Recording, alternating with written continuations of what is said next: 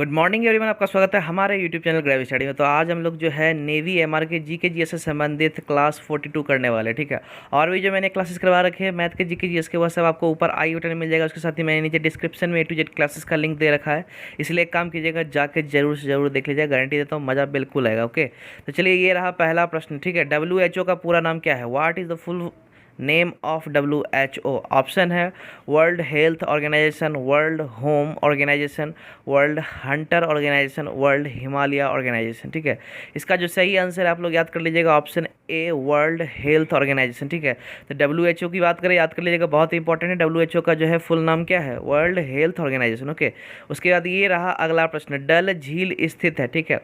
तो where is Dal lake located? Option है जम्मू कश्मीर, गुजरात, राजस्थान, उत्तर प्रदेश। तो इसका सही आंसर हो जाएगा, वह हो जाएगा ऑप्शन जो है यहाँ हो जाएगा ए, ठीक है, जम्मू कश्मीर। तो अगर डल झील की बात करें तो डल झील जो है वह जम्मू कश्मीर में स्थित है, ठीक है। इसके बाद ये रहा अगला प्रश्न, भारत के दूसरे प्रधानमंत्री कौन थे? Who was the second prime minister of India? Option है पंडित जवाहरलाल नेहरू, मोरारजी देसाई, लाल बहादुर शास्त्री, BP सिंह। तो भैया इसका जो सही आंसर है वह हो जाएगा ऑप्शन सी, लाल बहादुर शास्त्री, ठीक है।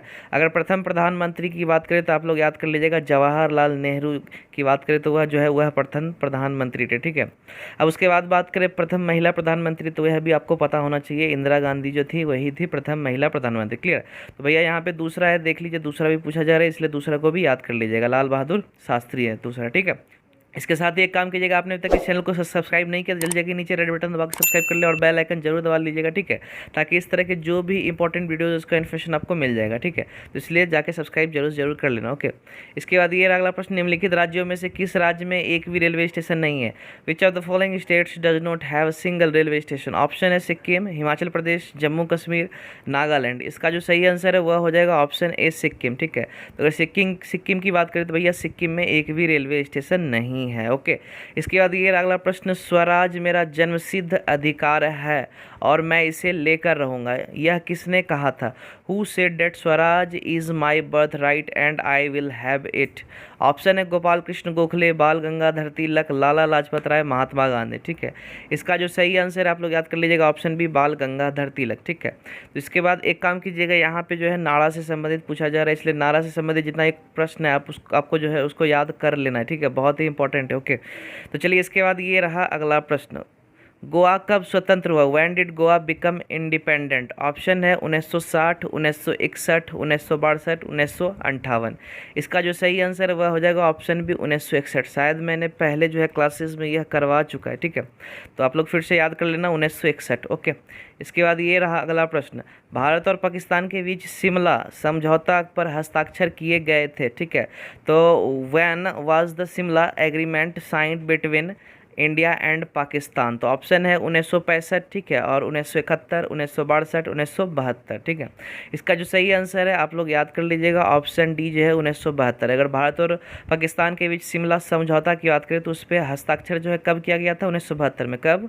1972। उसके साथ ये काम कीजिएगा, आप लोग में से अगर कोई GD के बच्चे, ध्यान दीजिएगा, अगर GD के बच्चे हैं तो भैया GD का क्लासेस जो है रात के 8 बजे होता है, आप लोग जरूर जुड़ जाना, ठीक है। और यहाँ नेवी MR जो भी क्लास कर रहे हो इसका क्लास सुबह 8 बजे होता है, ठीक है, तो वो भी देख लेना। और एक टॉपिक वाइज क्लासेस चलता है, वह रात के 10:30 बजे तक, वह सभी एग्जाम्स के लिए इंपॉर्टेंट है, इसलिए जाके देख लेना, ठीक है। GK साइंस दोनों होता है। ओके, अब इसके बाद ये रहा अगला प्रश्न, खजुराहो किस राज्य में है? इन विच स्टेट इज खजुराहो? ठीक है, ऑप्शन है आंध्र प्रदेश, महाराष्ट्र, राजस्थान, मध्य प्रदेश, ठीक है। इसका जो सही आंसर है वह हो जाएगा ऑप्शन डी, ठीक है, मध्य प्रदेश। अगर खजुराहो की बात करें तो भैया खजुराहो किस राज्य में है? तो मध्य प्रदेश, याद कर लेना। क्लियर? इसके बाद ये अगला प्रश्न, संयुक्त राष्ट्र संघ मुख्यालय स्थित है, where is the headquarters of United Nations Organization located? Option है वाशिंगटन, न्यूयॉर्क, शिकागो और लंदन। इसका जो सही आंसर है आप लोग याद कर लेना, ऑप्शन बी न्यूयॉर्क, ठीक है। तो अगर संयुक्त राष्ट्र संघ की बात करें, ठीक है, तो जिसको कि UNO भी बोलते हैं, कभी शॉर्ट में आपको देखने को मिल जाए UNO, तो उसका फुल फॉर्म भी याद कर लेना है आपको, यूनाइटेड नेशंस ऑर्गेनाइजेशन, ठीक है। तो उसके अगर हेडक्वार्टर्स की बात करें तो भैया न्यूयॉर्क में। कहाँ है? न्यूयॉर्क। ओके, इसके बाद ये रहा अगला प्रश्न, युद्ध में बहादुरी व साहस के लिए दिए जाने वाले सर्वोच्च वीरता पुरस्कार है। The highest gallantry award given for bravery and courage in war is, option है परमवीर चक्र, अशोक चक्र, महावीर चक्र, कीर्ति चक्र। ठीक है, और यह भी क्वेश्चन मैंने आपको ऑलरेडी करवा दिया है। इसका सही आंसर हो जाएगा ऑप्शन ए परमवीर चक्र। ठीक है, तो आप लोग नॉर्मली याद कर सकते हो परमवीर, आपको पता है परमवीर का मतलब होता है सबसे वीर। ठीक है, तो यहाँ नॉर्मली आप याद कर सकते हो परमवीर। ठीक है, अब एक चीज़ आप यहाँ पे ध्यान दीजिएगा, बहुत बच्चे अक्सर कंफ्यूज करते हैं यहाँ परमवीर और महावीर में। ठीक है, तो यहाँ पे आपको ध्यान देना है, महावीर जो है वह बिल्कुल भी नहीं होगा, लेकिन बहुत बच्चे कंफ्यूज हो जाते हैं और वह जवाब दे देते हैं, इसलिए आपको पक्का भी ध्यान में रख लेना भैया, परमवीर चक्र ही इसका सही आंसर होगा। क्लियर। इसके बाद ये रहा अगला प्रश्न, यदि मनुष्य की नाड़ी में विद्युत धारा प्रवाहित की जाए तो मनुष्य, if an electric current is passed through the human pulse then the person, option है हंसने लगता है, रोने लगता है, उत्तेजित हो जाता है, दर्द के लिए सुन्न हो जाता है। ठीक है, तो इसका जो सही आंसर है आप लोग याद कर लीजिएगा ऑप्शन सी, उत्तेजित होता है। ठीक है, अगर मनुष्य के नाड़ी में विद्युत धारा को अगर प्रवाहित किया जाएगा, ठीक है, तो इससे क्या होगा, ये उत्तेजित हो जाएगा, क्या हो जाएगा, गेट्स एक्साइटेड। ओके, इसके बाद ये अगला प्रश्न, प्रक्रिया जिसमें निकाय से ना उष्मा ली जाती है ना दी जाती है कहलाती है। The process in which heat is neither taken nor given away from the system is called, option है रुद्धोष्म, समतापीय उष्मा गतिज, एट्रोफी।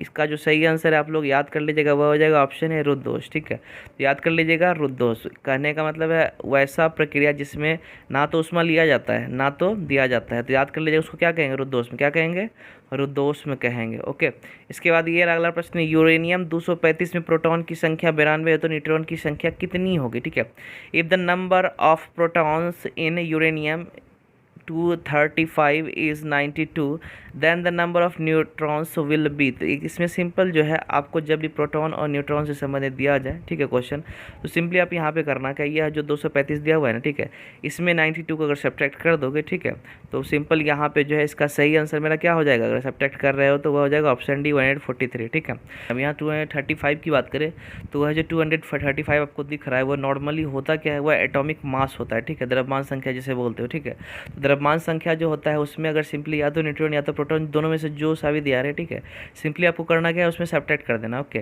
तो सब्ट्रैक्ट कीजिएगा तो वह मेरा क्या हो जाएगा, आराम से, या न्यूट्रॉन दिया हो रहेगा तो प्रोटॉन निकल जाएगा, अगर प्रोटॉन दिया हो रहेगा तो न्यूट्रॉन निकल जाएगा। ठीक है, इसके साथ ही एक काम कर दीजिएगा, आप लोग को तो पीडीएफ चाहिए ही चाहिए, इसलिए डिस्क्रिप्शन में टेलीग्राम का लिंक दे रखा है, आप सिंपली वहाँ क्लिक करना, वहाँ जाके ज्वाइन कर लेना, वहाँ पीडीएफ मिल जाएगा, इजीली आप वहाँ से प्रैक्टिस कर सकते हो। और हो सकता है आपके फ़ोन में एप्लीकेशन इंस्टॉल ना हो टेलीग्राम का, तो प्ले स्टोर से इंस्टॉल कर ले। हो सकता है अगर लिंक काम ना करे तो ग्रेवी स्टडी है स्पेलिंग है सर्च कीजिए और यहाँ पे लोगो दिख रहा है, लोगो देख के आप टेलीग्राम के अंदर जरूर से जरूर ज्वाइन कर ले, आप ही के लिए बोल रहा हूँ, बहुत इंपॉर्टेंट। ओके, इसके बाद ये रहा अगला प्रश्न। ठीक है, ठोस वस्तु पर ओस गिरने से क्या बनता है, what happens when due falls on a solid object, option है बूंद, पाला, धुंध, इनमें से कोई नहीं। ठीक है, तो इसका जो सही आंसर है, ठीक है, आप लोग सिंपल याद कर लेना, ठीक है, पाला, क्या हो जाएगा, पाला।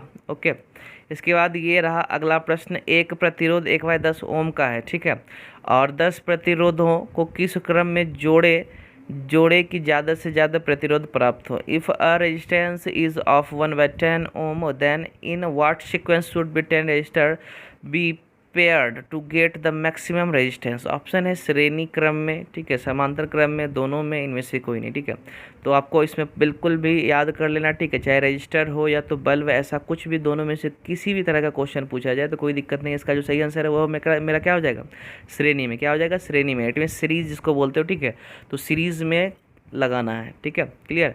इसके बाद ये रहा अगला प्रश्न, प्रोटॉन और न्यूट्रॉन का जोड़ कहलाता है, ठीक है, the combination of protons and neutrons is called, ठीक है, ऑप्शन है द्रव्यमान संख्या, परमाणु द्रव्यमान, ठीक है, ए बी और दोनों, ठीक है, और उसके बाद तुल्यांकी भार। इसका जो सही आंसर हो जाएगा वह हो जाएगा ऑप्शन सी, ठीक है, ए बी और दोनों, कहने का मतलब द्रव्यमान संख्या, ठीक है, एटॉमिक मास जिसे बोलते हैं, अगर प्रोटॉन न्यूट्रॉन को जोड़ेंगे तो वह मेरा क्या बनता है, एटॉमिक मास बनता है। ओके, उसके बाद ये रहा अगला प्रश्न, वह धातु जो पानी पर तैरती है, the metal that floats on water, option है पारा, चांदी, लिथियम, तांबा। ठीक है, इसका जो सही आंसर है वह हो जाएगा ऑप्शन सी, लिथियम। ठीक है, तो यहाँ पे अगर बात करें जो वैसी धातु जो पानी में तैरती है तो कौन सा है, लिथियम है। ठीक है, इसके साथ ही इसमें एक और याद कर लीजिएगा कि अगर सबसे हल्के धातु की बात करें तो लिथियम होता है। ठीक है, सबसे हल्की धातु लिथियम। ठीक है, और अगर सबसे भारी धातु की बात करें तो वह मेरा ओस्मियम होता है। ठीक है, इस दोनों को भी क्लियर कर लीजिएगा। ओके, इसके बाद ये अगला प्रश्न, यदि किन्हीं इन्हीं दो आवेशों के मध्य की दूरी आधी कर दी जाए तो बल हो जाएगा।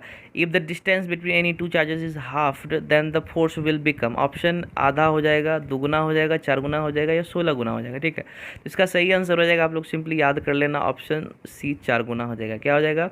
4 गुना हो जाएगा। ओके, इसके बाद ये अगला प्रश्न, किरचॉफ्स का द्वितीय नियम किस पर आधारित है? What is Kirchhoff's second law based on? Option है आवेश संरक्षण सिद्धांत पर, ऊर्जा संरक्षण सिद्धांत पर, विद्युत ऊर्जा संरक्षण पर, ठीक है, इन सभी पर। तो इसका जो सही आंसर है आप लोग याद कर लेना, ऑप्शन बी सिर्फ और सिर्फ जो है ऊर्जा संरक्षण सिद्धांत पर। क्या?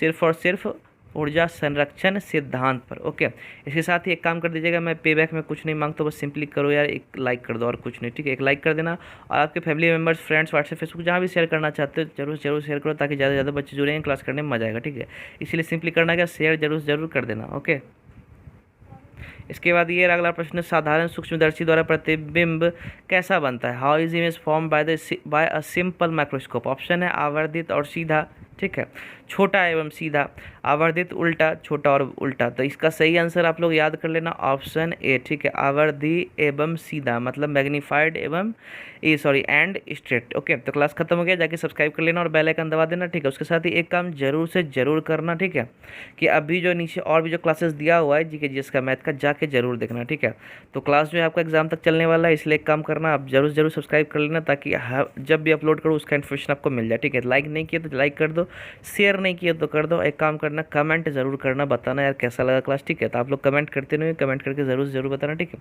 टेलीग्राम ज्वाइन नहीं किया तो जाके कर लो। तो चलिए मिलते हैं नेक्स्ट सेशन में, बाय बाय। आप इसी तरह से हमें सपोर्ट करते रहो, ठीक है, हम भी आपको इसी तरह से आगे लेके जाते रहेंगे। ओके, चलिए मिलते हैं नेक्स्ट सेशन में, बाय बाय।